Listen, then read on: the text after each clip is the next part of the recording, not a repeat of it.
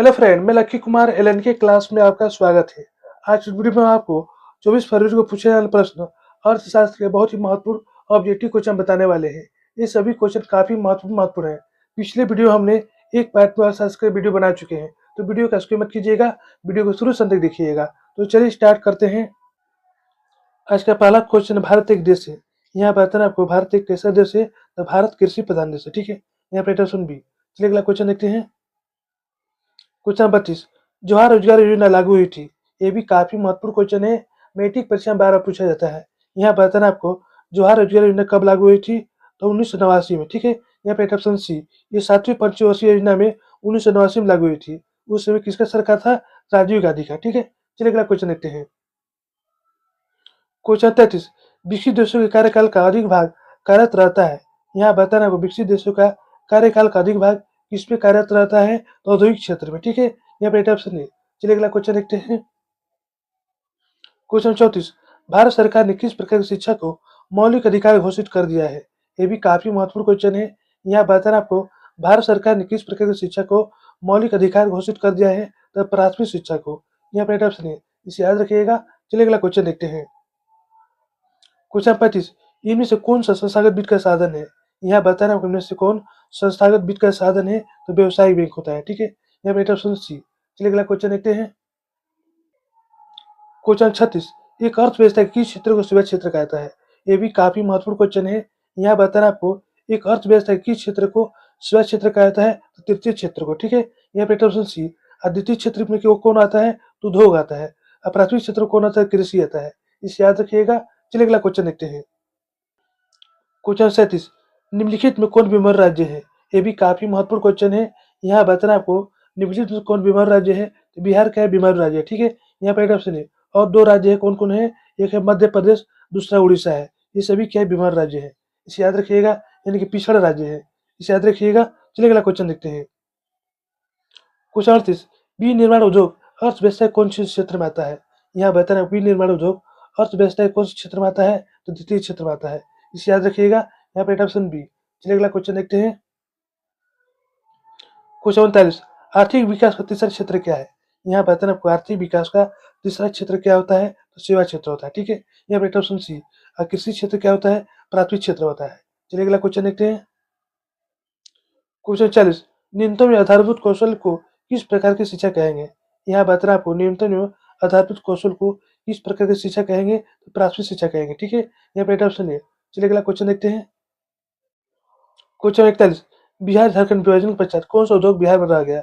ये भी काफी महत्वपूर्ण क्वेश्चन है, मैट्रिक परीक्षा में 12 पूछा जाता है। यहाँ बताना आपको बिहार झारखंड विभाजन के पश्चात कौन सा उद्योग बिहार में रह गया, तो चीनी उद्योग। ठीक है, यहाँ पे ऑप्शन बी। चलिए अगला क्वेश्चन देखते हैं। क्वेश्चन 42, बिहार एक राज्य है। यहाँ बताना बिहार एक कैसा राज्य है, तो बिहार कृषि प्रधान राज्य है। ठीक है, यहाँ पे ऑप्शन डी। हमारा भारत भी कैसा राज्य है, तो कृषि प्रधान है। इसी भी याद रखिएगा। चलिए अगला क्वेश्चन देखते हैं। क्वेश्चन 43, भारत में सेवा क्षेत्र को समानता कितने भागों में बांटा गया है। ये भी काफी महत्वपूर्ण क्वेश्चन है। यहाँ बताना आपको भारत में सेवा क्षेत्र को समानता कितने भागों में बांटा गया है, तो 2 भागों में। ठीक है, यहाँ पे ऑप्शन है कौन कौन, एक सरकारी और दूसरा गैर सरकारी। इसे भी याद रखिएगा। चलिए अगला क्वेश्चन देखते हैं।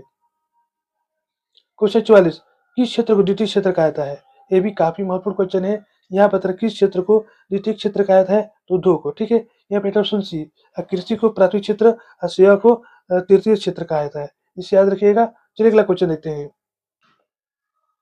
क्वेश्चन 45, अंतर्राष्ट्रीय व्यापार संबंधी नियमों को निर्धारित करने वाली संस्था कौन है। ये भी काफी महत्वपूर्ण क्वेश्चन है। यहाँ बताना आपको अंतर्राष्ट्रीय व्यापार संबंधी नियमों को निर्धारित करने वाली संस्था कौन है, तो विश्व बैंक है। ठीक है, यहाँ पे ऑप्शन है। इसका स्थापना कब हुआ था, 1 जनवरी 1995 को हुआ था। ठीक है, 1995 को। ये सभी क्वेश्चन काफी महत्वपूर्ण है, तो वीडियो का स्किप मत कीजिएगा, वीडियो को शुरू से अंत तक देखिएगा। चलिए अगला क्वेश्चन देखते हैं।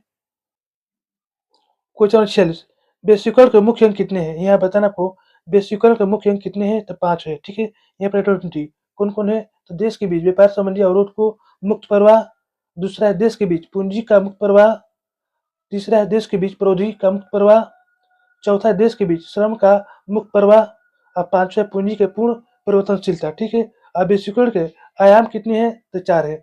एक होता है आर्थिक, दूसरा था राजनीतिक, तीसरा था सांस्कृतिक, और चौथा था पारिस्थितिकी।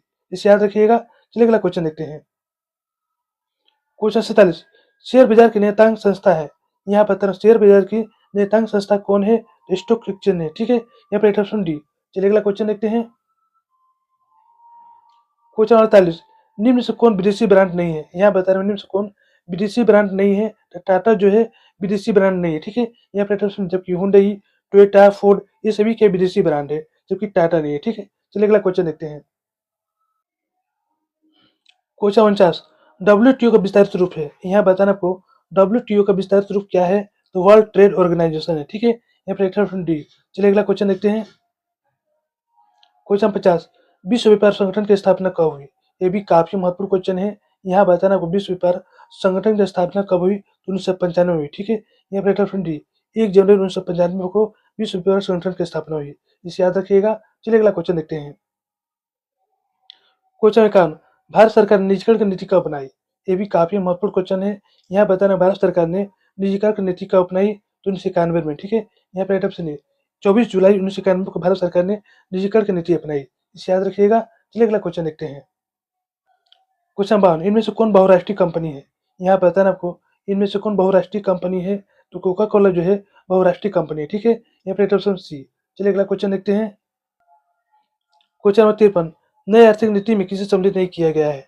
यहाँ बताना आपको नई आर्थिक नीति में किसे सम्मिलित नहीं किया गया है? तो नियंत्रित अर्थव्यवस्था को, ठीक है। यहाँ पे ऑप्शन है कौन कौन से सम्मिलित है? तो उदारीकरण, वैश्वीकरण और निजीकरण, इसे याद रखिएगा। चलिए अगला क्वेश्चन देखते हैं। क्वेश्चन 54, अंतर्राष्ट्रीय श्रमिक संगठन की स्थापना किस वर्ष हुई? यहाँ बताना आपको अंतर्राष्ट्रीय श्रमिक संगठन की स्थापना किस वर्ष हुई? तो 1919 में हुई, ठीक है। यहाँ पे ऑप्शन बी, किसके समय हुई? तो वर्साई की संधि के तहत ये जो है श्रमिक संगठन की स्थापना हुई, इसे याद रखिएगा। चलिए अगला क्वेश्चन देखते हैं। क्वेश्चन 55, हॉलमार्क्स ऑफ चिन्ह किस वस्तु की गुणवत्ता का प्रमाण है? यहाँ बताना आपको हॉलमार्क्स ऑफ चिन्ह जो है किस वस्तु की गुणवत्ता का पहचान है? तो सोने के आभूषण के लिए, ठीक है। यहाँ पे ऑप्शन है सोने के आभूषण में क्या होता है कि एक हॉलमार्क रहता है, ये क्या होता है कि उससे सोने की जो आभूषण है उसकी शुद्धता की पहचान होती है, इसे याद रखिएगा। चलिए अगला क्वेश्चन देखते हैं। क्वेश्चन 56, उपभोक्ता द्वारा शिकायत करने के लिए आवेदन शुल्क कितना लगता है? यहाँ बताना आपको उपभोक्ता द्वारा शिकायत करने के लिए आवेदन शुल्क कितना लगता है? तो कोई शुल्क नहीं लगता है, ठीक है। यहाँ पर ऑप्शन डी। चलिए अगला क्वेश्चन देखते हैं।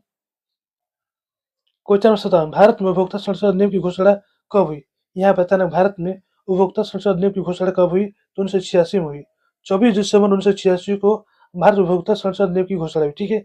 यहाँ पे ऑप्शन है इसका संशोधन जो है 2002 में और 2019 में इसका संशोधन भी किया गया है, इसे याद रखिएगा। चलिए अगला क्वेश्चन देखते हैं।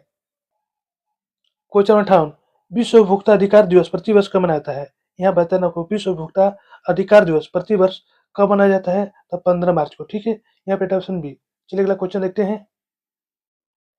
क्वेश्चन 59, भारत सरकार ने सूचना का अधिकार अधिनियम कब पारित किया था? यहाँ बताना आपको भारत सरकार ने सूचना का अधिकार अधिनियम कब पारित किया था? तो 2005 में, ठीक है। यहाँ पे ऑप्शन बी, 15 जून 2005 को भारत सरकार ने सूचना का अधिकार अधिनियम पारित किया था, ठीक है। और 12 अक्टूबर 2005 को इसे लागू किया गया, ठीक है।